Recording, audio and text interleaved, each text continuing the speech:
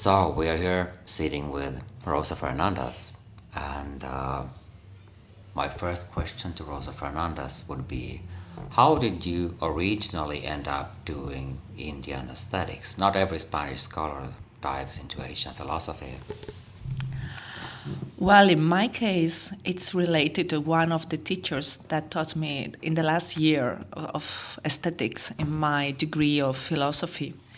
So, this professor arose in me a deep interest in India from especially because of the combination of theory and practice and the view of knowledge in experiential terms. I think this was very captivating to me. At that time, I was searching for a kind of, not so distant attitude towards knowledge. So this experiential attitude attracted me, and the practical aspects related to yoga, meditation, and the body seen as a totality. So this was the initial step, and she went to India before me with a scholarship. And what I did is I applied in the same lines as she did for another scholarship. And I remember there is an anecdote. I was doubting whether to do my PhD dissertation on Michael Dufresne, La phénoménologie de l'expérience esthétique, I think, or this kind of more adventurous comparative aesthetics research on Abhinavagupta, maybe some Western topic that could justify. And I chose this second and more difficult, apparently more difficult option, but more adventurous, and which is, I think, what in the end I was looking for, some kind of a more living spiritual experience together with the academic purpose. So I went to India for 2 years with this PhD scholarship, and I was in Banaras there for most of the time, and I was assigned. Somebody assigned me a supervisor in the Department of Indian Philosophy and Religion, which was different from the philosophy department. And there I could conduct this kind of comparative study, which it developed there. It was about the idea of play, which is a kind of a metaphor, a comparison. In Kashmir Shaivism's texts is very prominent. Is the use of this metaphor in a special way in comparison to the wider scope of Indian philosophy, which is also present. So there I met Bettina Boimer, and who is a specialist in Indian aesthetics and philosophical tradition, especially in Tantrism. And she was also very important for me there because she could mediate to help me get access to the pandits, the traditional pandits in Varanasi. So there I read, with the help of the pandits, these texts of Kashmir Shaivism that have specific mention of the metaphor of play in a metaphysical sense. And I was, deeply engaged in a theoretical but also in a practical way with this research. That was my beginning with India and in this context. Then I found a topic in the Western tradition. Of course, you have also the notion of play is very prominent, for example, in authors such as Gadamer. Yeah. He was also very inspirational for me, Truth and Method. And I wrote a few papers trying to, the resonances that I could find between Gadamer's notion of play and this text of Kashmir Shaivism with play, where play has a more metaphysical dimension, but still, the resonances are there because play is play in every culture. So those were my beginnings. Yeah, that's pretty incredible. And I was thinking, of course, Dufresne is a name that is not very often today discussed, but even less Indian philosophy in the West. But as you're now working in University of Málaga, was this there or somewhere else when you were studying when this happened? Was it Málaga too? Yes. It happened in Málaga. I went to India for 2 years, but then I came back to Málaga again and I finished my PhD there with Chantal Maillard. That's the name of my supervisor, and now she's a famous poet and also intellectual figure in Spain related to Indian philosophy and in general also to Asian philosophies. And as a poet, she's renowned. So what happened after I did my PhD dissertation, I applied for a postdoc grant to the Fulbright administration in Spain and US, and I got it. And I went to the US for 6 months. In the end, it was shortened because I was ill. But then for 6 months at least, I was in Hawaii, in the University of Hawaii, whose philosophy department is very well known for comparative philosophy. So there I was working with under Elliot Deutsch, who was he has been a significant figure in comparative philosophy studies. So that was also very eyes-opening for me, the context in Hawaii. And somehow I shifted a little bit because of the scholars, professors I met there, towards East Asian topics and the comparison between pragmatism and Dewey, for example, and Chinese philosophers. They were doing that at that time there, and Roger Ames was very inspiring figure for me at the time.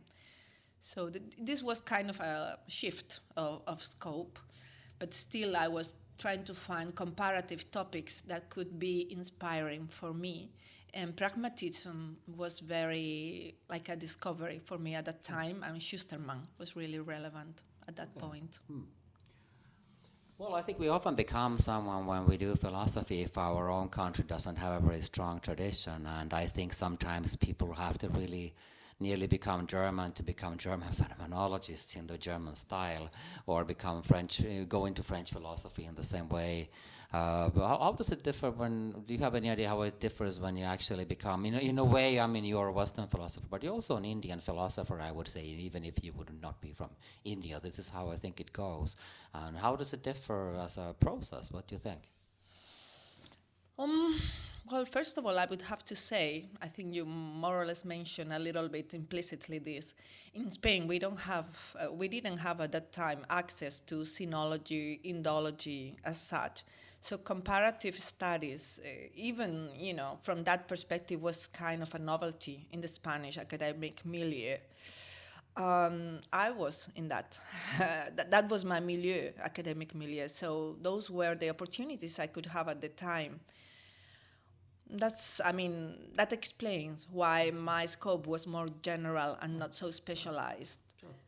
But still, I was always trying, and I think up to this day, I try to be authentic in the way I want to combine my, call it spiritual quest, or I don't know well how to put it, with my intellectual, conceptual interest in philosophical academia.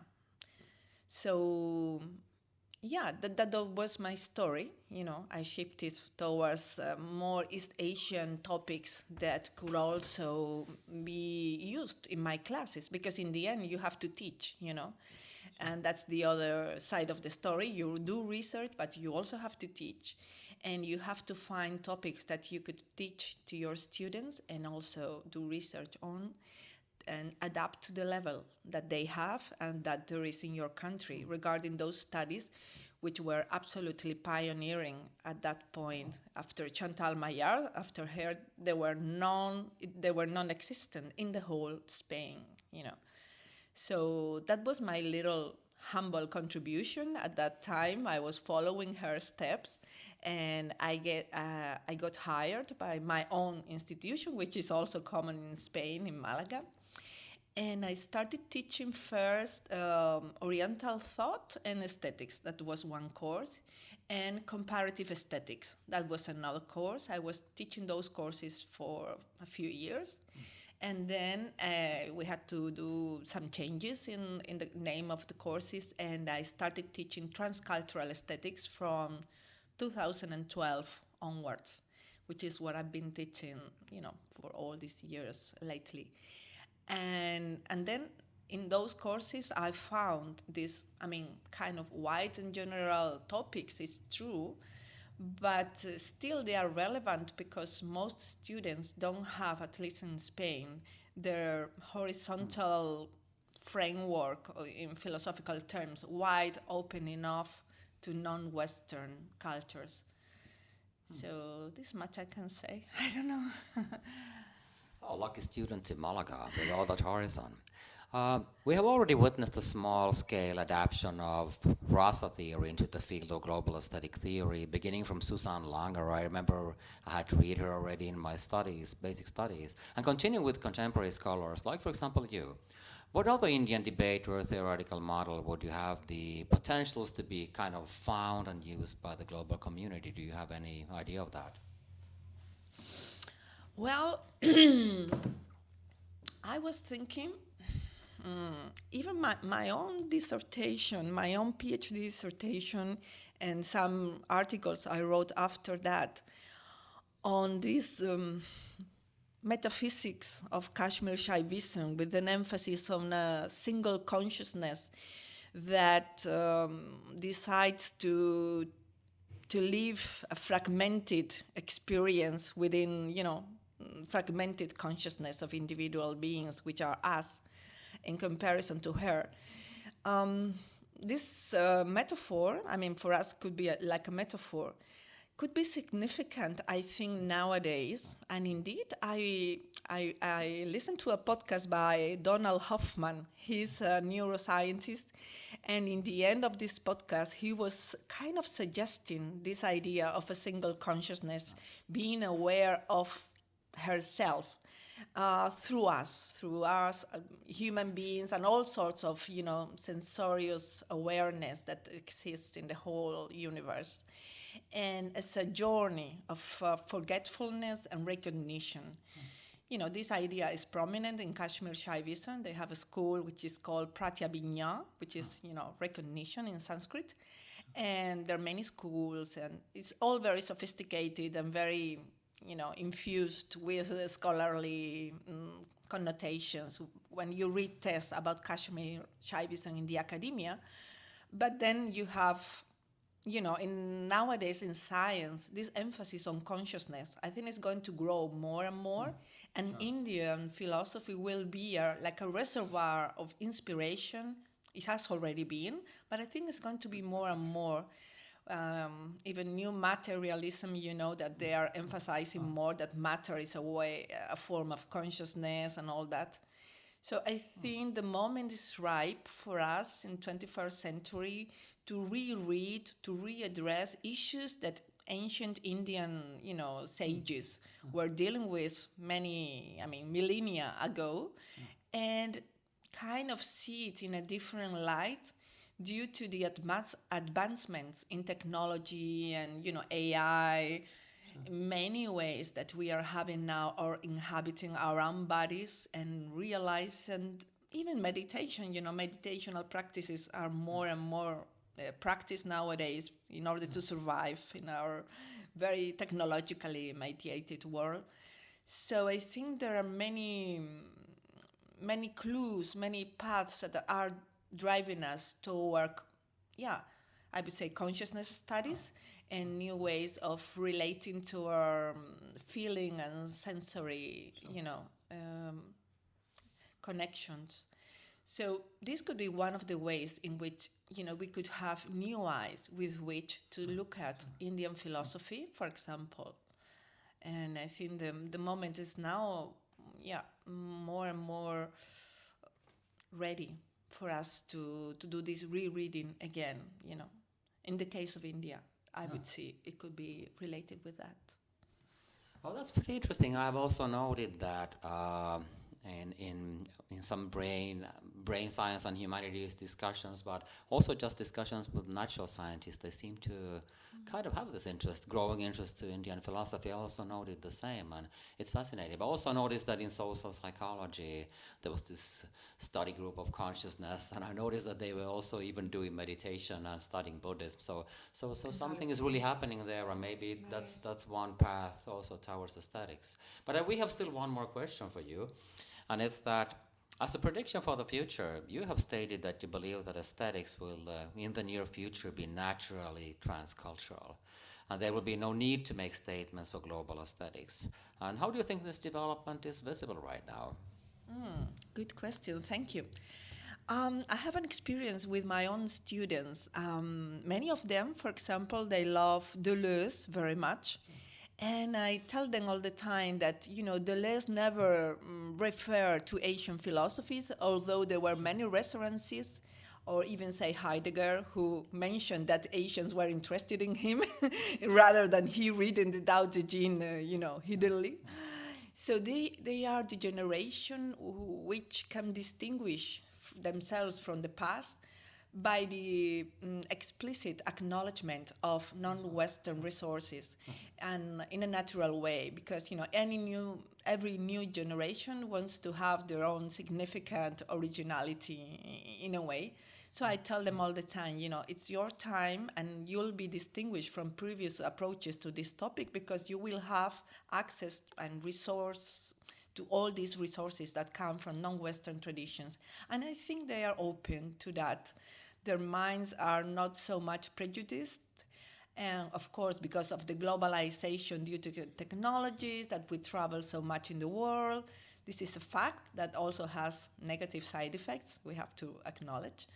But there is a positive aspect, which is clear to me, that we will more naturally talk about authors that belong to different traditions, being more aware that we need to take into account those perspectives. I think there must be in 21st century an epistemological turn in European or even Anglo-Saxon Western philosophy, in the sense that we have to be more open to these consciousness studies and all these revolutionary aspects. Say, for example, the subject versus object structure, which is classical from the metaphysics of substance since Aristotle. This will be more and more, it has already been questioned, but the new paradigms of relational ontologies, which are much more aligned with Asian traditions, this will become a reality in a few decades, I think. And this new scenario will make it more naturally, spontaneously available to us to refer to different traditions, and without also the fear of being academically wrong. This is also another step we have, another myth or prejudice we have to go through. So I think this will be the case in the future, and also due to the fact that we have very, very pressing issues like global warming, or these conflicts, armed conflicts that we have nowadays in the world. These very practical issues that are pressing on us will make us realize what's really important, not only theory as a theory per theory. So the circumstances, I think, will also make it more favorable that we find our common nature in the human species in a more transcultural scenario that encompasses what we have in common, and see the diversity of cultures as a richness, like biodiversity we have in nature. We could also find that the cultural biodiversity, I don't know how to put it, will help us, make us strong as a species. And so the heritage, the philosophical heritage from other, not well called non-Western cultures, planetary cultures, will be seen as different phases of the same discourse when we are prepared for that. And I think it may, optimistically, it may happen in a few decades when the new generations will have to face practical problems that we all have because of living in the same planet, this interdependency that is also now very much talked about. When we have to face in a practical way all these challenges, maybe we are in a better position to realize what is the what can we take for every different traditions as if they were our culture, sister cultures. I was talking in a paper about a sisterhood of cultures, which is a beautiful, I think, image.